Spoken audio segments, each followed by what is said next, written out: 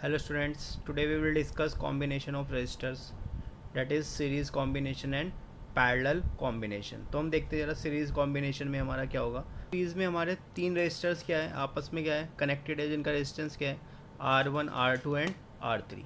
और ये किसी बैटरी से कनेक्ट है, जिस बैटरी की वोल्टेज हमारी क्या है, पोटेंशियल डिफरेंस कितना है हमारा V है। इस रेजिस्टर के अक्रॉस मानते हैं हमारा पोटेंशियल डिफरेंस कितना है, V1 है। इसके अक्रॉस कितना है, V2 है। उसके अक्रॉस कितना है हमारा, V3। और इसमें तीनों में करंट तो हमारा सेम फ्लो होगा, क्योंकि हमारे कैसे हैं सीरीज़ में। तो मान लेते टोटल करंट इसमें कितना फ्लो हो रहा है हमारा, I फ्लो हो रहा है। तो अगर हम बाय ओम्स लॉ देखें, इसमें बाय ओम्स लॉ क्या होता है हमारा, V इज इक्वल टू क्या होता है, IR होता है। ठीक है, तो इसके अक्रॉस कितना पोटेंशियल डिफरेंस होगा, यानी पोटेंशियल डिफरेंस अक्रॉस R1 कितना होगा हमारा, V1 is equal to I into R1 आएगा। ठीक है, ऐसे पोटेंशियल डिफरेंस अक्रॉस R2 ये कितना आएगा हमारा, V2 is equal to I R2, क्योंकि करंट तो इसमें क्या है हमारा सेम है करंट।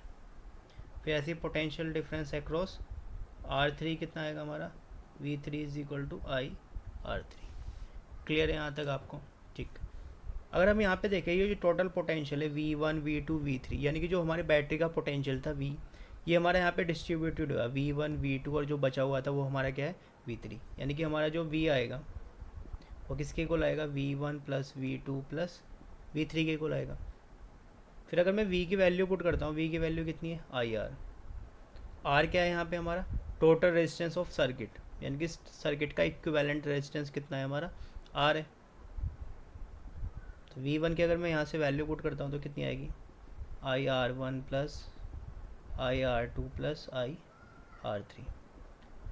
फिर अगर मैं इसमें I कॉमन निकालता हूँ तो हमारा क्या आएगा, I1 plus I2 sorry R1 plus R2 plus R3 आएगा।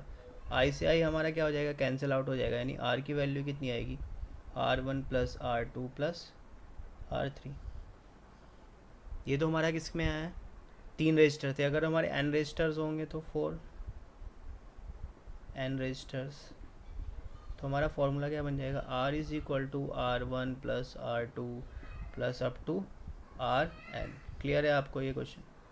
ठीक है, ये याद रखना है, सीरीज़ में हमारा क्या रहेगा, करंट सेम रहेगा, पोटेंशियल डिफरेंस हमारे कैसे होंगे, डिफरेंट होंगे according to the value of resistors. Clear है। ठीक है, इसके बाद हम पैरेलल देखते हैं। यहाँ पे हमारे 3 रजिस्टर्स हैं, जिनका रेजिस्टेंस कितना है, R1 R2 R3। तीनों कैसे आपस में पैरेलल में कनेक्ट हैं किसी एक बैटरी से, जिसका पोटेंशियल कितना है V। ठीक है, मान लीजिए इससे कितना करंट हमारा फ्लो कर रहा है, टोटल I करंट फ्लो कर रहा है। ये पैरेलल में, तो यानी इसका अगर मैं एंड पॉइंट देखूँ, तीनों का एंड पॉइंट क्या है, R1 का एंड पॉइंट इधर, R2 R3, और इधर भी क्या है सेम, यानी कि सेम पोटेंशियल होगा, जो किसके इक्वल होगा हमारा V के।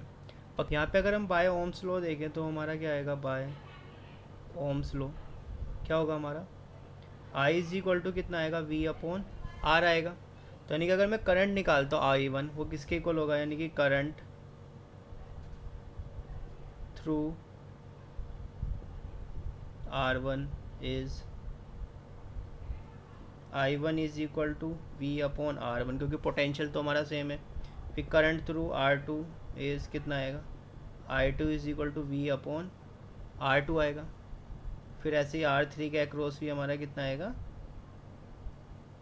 V upon R3। क्लियर है, पैरेलल में हमारी वोल्टेज सेम रहती है। फिर उसके बाद अगर मैं नेट करंट देखूँ, इसमें नेट करंट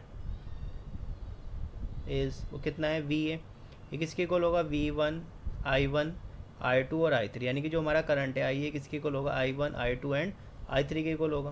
यानी कि हम क्या लिख सकते हैं, I is equal to I1 plus I2 plus I3। फिर यहाँ पे मैं I1 की अगर मैं वैल्यू पुट करता हूँ, I1 की वैल्यू कितनी है हमारी, I की वैल्यू है हमारी V अपॉन R। R क्या है यहाँ पे, net resistance, V upon R1 V upon R3। फिर अगर मैं V कॉमन निकालता हूँ इसमें से, इधर से V अगर कॉमन आएगा तो इधर 1 upon R1 plus 1 upon R2 plus 1 upon R3। V से वी कैंसिल आउट हो जाएगा, यानी कि 1/r की वैल्यू कितनी आएगी, 1/r1 plus 1/r2 plus 1/r3। Clear है? ये तो 3 रेजिस्टेंस के लिए था हमारा। अगर हमारे n होंगे तो उसके लिए क्या हो जाएगा, 1/r is equal to 1/r1 plus 1/r2 plus dash dash 1/rn। Clear है यहाँ तक आपको ये? ठीक है। नेक्स्ट टॉपिक है हमारा सेल्स। क्योंकि हमें सेल्स की ज़रूरत होती है किसी भी डिवाइस के अक्रॉस, अगर पोटेंशियल डिफरेंस हमें क्या करना है, अगर जनरेट करना है या फिर मेंटेन करना है, उसके लिए हमें सेल्स की ज़रूरत पड़ती है। अगर हम सेल्स के बारे में बात करते हैं तो सेल्स में हमारे कुछ टर्म्स आते हैं जो हमें डिफाइन करने होंगे। एक तो हमारा ईएमएफ क्या होता है, सेकंड हमारा एक internal resistance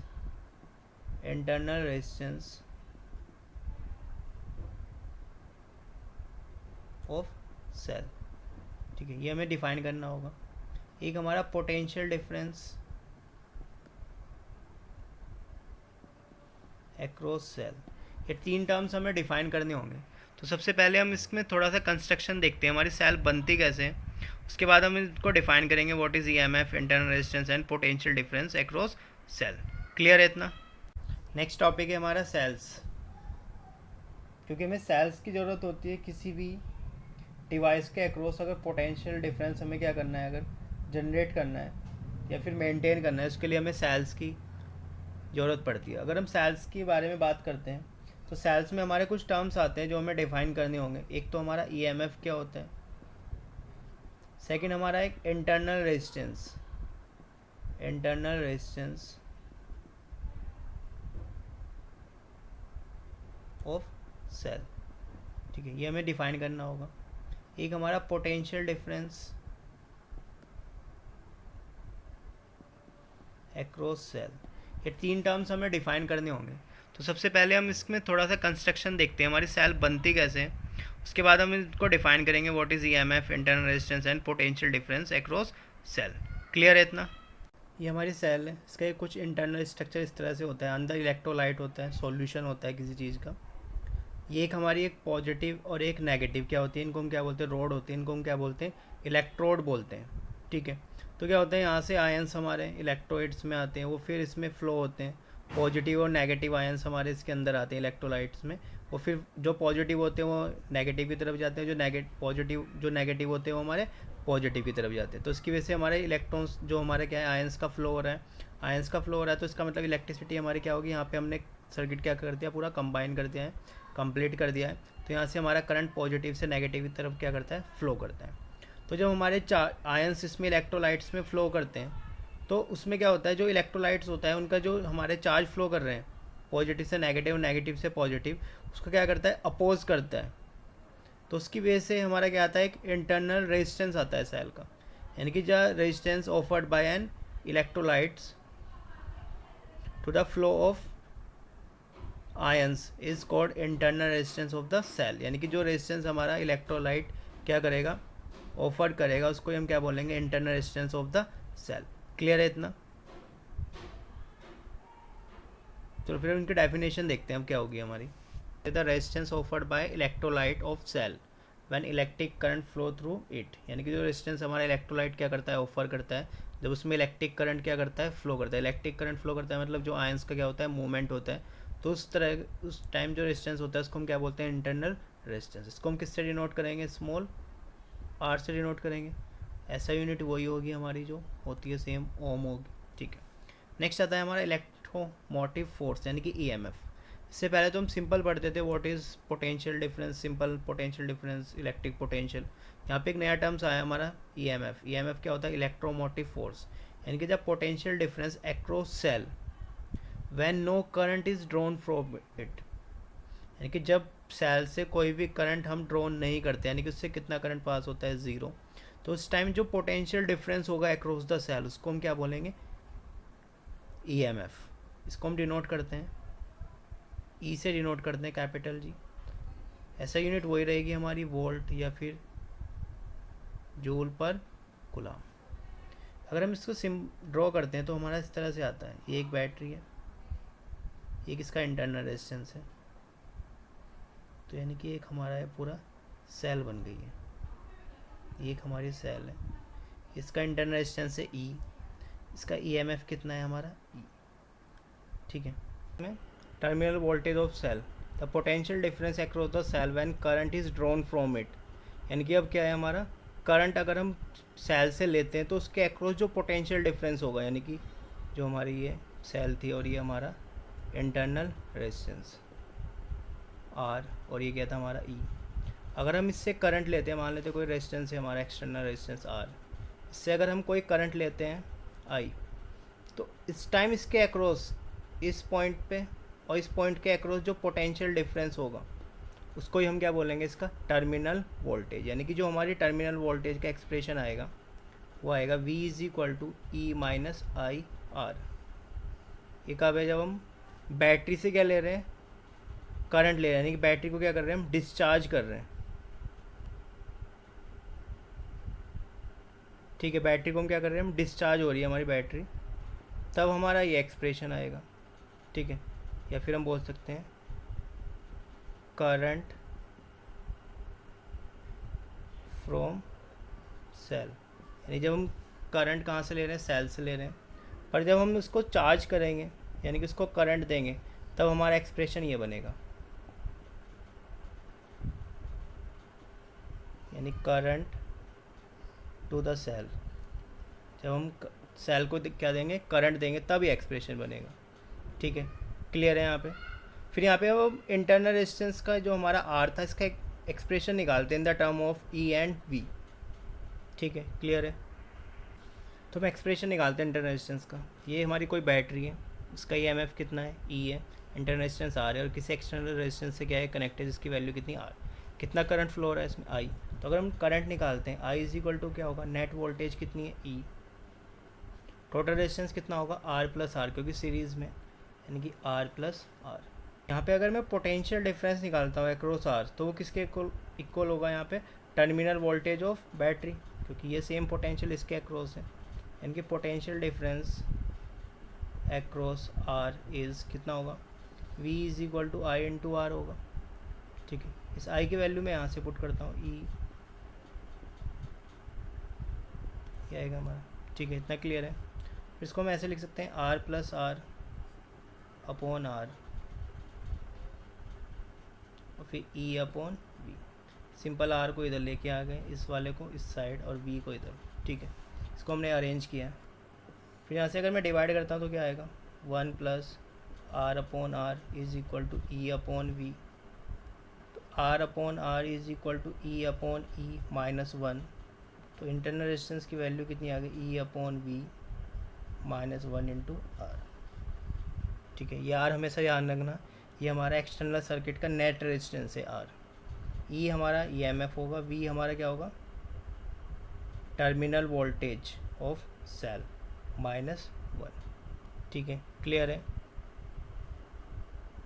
combination of sales, तो अगर हम कॉम्बिनेशंस की बात करें, सेल्स हमारे किस तरह से कंबाइन हो सकते हैं, फर्स्ट आता है हमारा सीरीज़ कॉम्बिनेशन, सेकंड होता है हमारा पैरेलल कॉम्बिनेशन। तो सबसे पहले हम इसके सीरीज़ कॉम्बिनेशन देखते हैं। सीरीज़ कॉम्बिनेशन में हमारा नेट, अगर हमारे सेल्स आपस में सीरीज़ में कनेक्टेड है तो उनका नेट ईएमएफ कितना होगा और नेट इंटरनल रेजिस्टेंस किसके इक्वल होगा, ठीक है, क्लियर है। कॉम्बिनेशन हमारे पास यहाँ पे दो सेल है, फर्स्ट इसका ईएमएफ है E1, इंटरनल रेजिस्टेंस है R1, इसका ईएमएफ है E2, इसका इंटरनल रेजिस्टेंस है हमारा R2, ठीक है। कोई पॉइंट लेते हैं, एक पॉइंट A, पॉइंट B और ये पॉइंट हमारा C, तो ये पॉजिटिव है, मान लेते हैं इसमें करंट हमारा इस डायरेक्शन में फ्लो कर रहा है, सीरीज़ में है, तो यानी कि इधर भी हमारा करंट इसी डायरेक्शन में फ्लो करेगा, सेम करंट होगा जो हमारा किसके इक्वल होगा, I के इक्वल होगा, क्लियर है यहाँ पे, ठीक है। तो अगर हम पोटेंशियल डिफरेंस निकालें ए और बी पॉइंट के बीच में कितना पोटेंशियल डिफरेंस होगा, यानी कि VAB निकालें तो कितना होगा, potential at A minus potential at B आएगा हमारा, ठीक है। और ये किसके इक्वल होगा, अगर आपको याद हो इस बैटरी का क्या है, ये टर्मिनल क्या है, टर्मिनल वोल्टेज है, और टर्मिनल वोल्टेज किसके इक्वल होती थी, E1 ईएमएफ माइनस आई इंटू जो उसका इंटरनल रेजिस्टेंस होता था उसके इक्वल होती थी हमारी ये। फिर ऐसे अगर मैं E2 निकालूँ, यानी कि B और C के बीच में निकालूँ, पोटेंशियली कितना आएगा, VB माइनस वी सी, ये भी क्या है, इन दोनों के बीच का क्या है, टर्मिनल वोल्टेज है, यानी कि E two minus I R two आएगा। ठीक है, क्लियर है इतना। अगर मैं नेट निकालूँ वी ए सी, यानी कि इस पॉइंट और इस पॉइंट के बीच में कितना पोटेंशियल डिफरेंस है, तो क्या करना होगा, वी ए माइनस वी सी होगा हमारा। ठीक है, इसमें ऐसे कर सकते हैं, वी बी को मैं ऐड कर दूँ और वी बी को क्या कर दूँ मैं माइनस कर दूँ। ठीक है, तो इसको देखो ज़रा, इसको देखो, ये क्या है हमारा, ये तो वैल्यू है, तो इसकी वैल्यू अगर मैं यहाँ पे पुट करता हूँ तो कितना आएगा, E one minus I R one, उसकी वैल्यू क्या आएगी हमारी, E two minus I R two आएगा। ई वन के टर्म्स एक साथ लेके आते हैं। ठीक है, और यहाँ पे आई अगर मैं कॉमन निकालता हूँ तो R one plus R two आएगा। वी ए सी, ये क्या है हमारी नेट ई एम एफ आया, तो इसको मैं ऐसे लिख सकता हूँ ई इक्विवेलेंट, और ये हमारा नेट क्या है, रेजिस्टेंस आया, तो इसको आर रेजिस्टेंस, ये हमारा पोटेंशियल आ गया।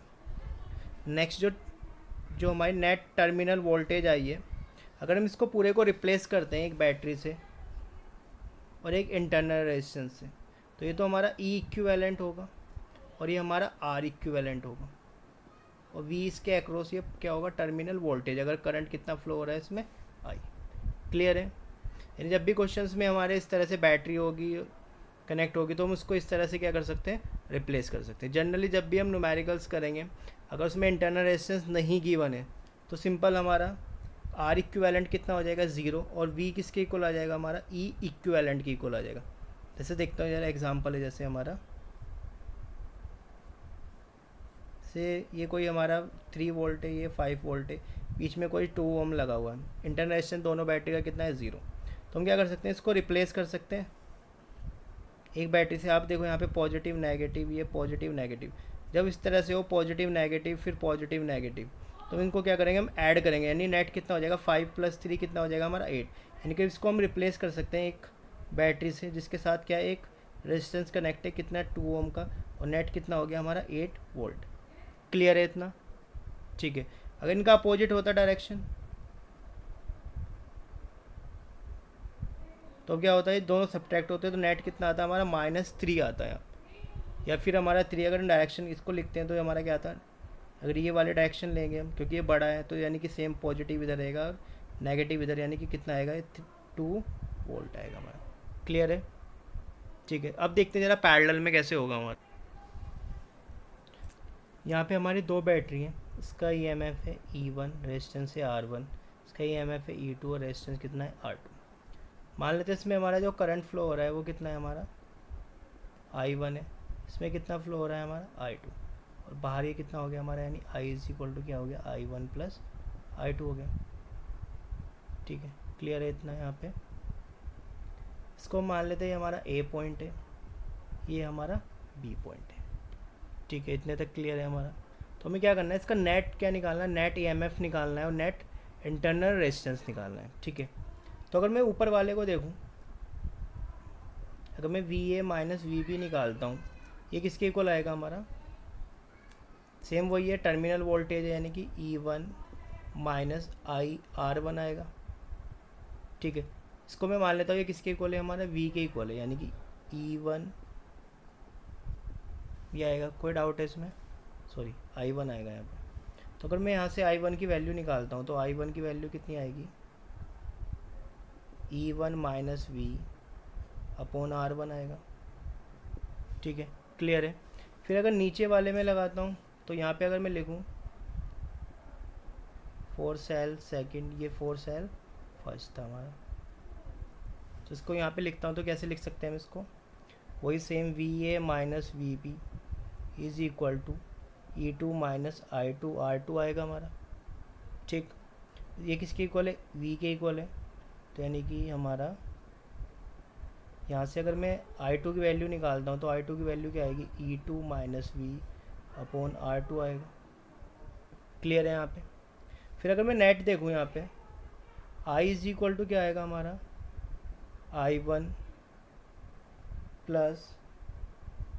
I2 आएगा यहाँ पे। अगर मैं I1 की यहाँ से वैल्यू पुट करता हूँ तो E1 minus we upon R1 और ये हमारी E2 minus we upon R2 आएगा। ठीक है, थोड़ा सा अरेंज करते हैं इसमें, E1 के टर्म्स एक साथ लेके आते हैं, E वाले टर्म से हमारे जो ये आएगा, और इधर क्या बचेगा हमारा minus we 1/R1 plus 1/R2। ठीक है, ये I के इक्वल है। अब हमें नेट क्या निकालना है, V निकालना है, टर्मिनल यानी कि जो इसके और इसके अक्रॉस जो V है वो निकालना है, जैसे हमने सीरीज़ में एक्सप्रेशन निकाला था। तो मैं अगर यहाँ से V की वैल्यू सॉल्व करता हूँ तो V की वैल्यू सॉल्व करने के बाद हमारी आएगी I इज इक्वल टू, यहाँ से अगर एलसीएम लेते हैं R1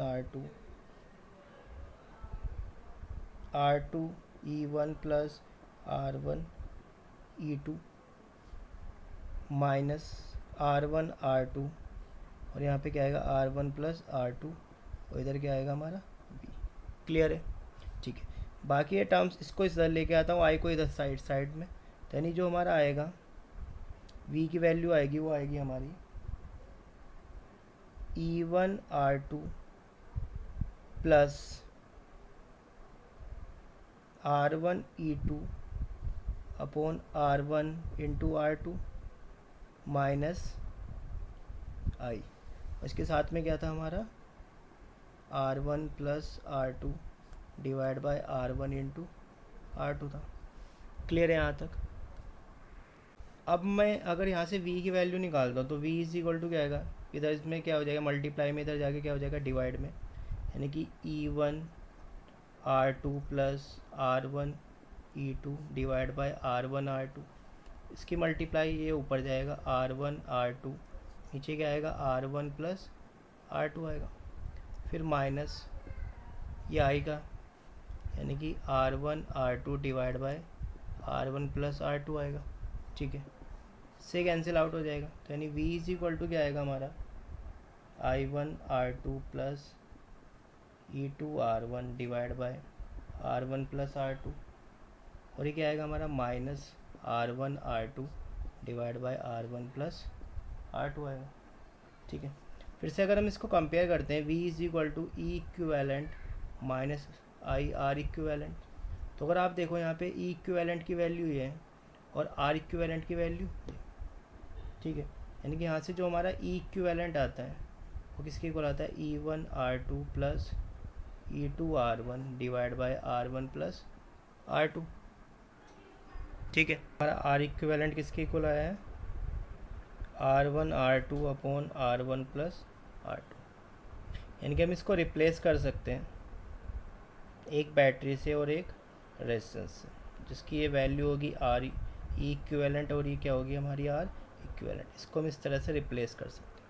ठीक है, इसको ऐसे तो याद करना थोड़ा डिफ़िकल्ट है, अगर इसको हम थोड़ा सा सॉल्व करें और सिंपल वे में लिखना चाहे तो कैसे लिखेंगे, इसको मैं ऐसे लिख सकता हूँ E equivalent is equal to E1 R2 plus E2 R1 divide by R1 plus R2। ठीक है, अगर मैं ऊपर नीचे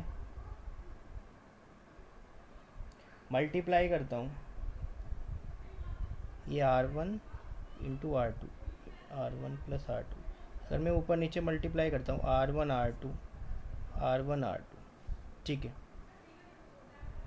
तो E इक्विवेलेंट हमारा आएगा E1 R2 E2 R1। अब आप देखना जरा इसको, ये किसके इक्वल है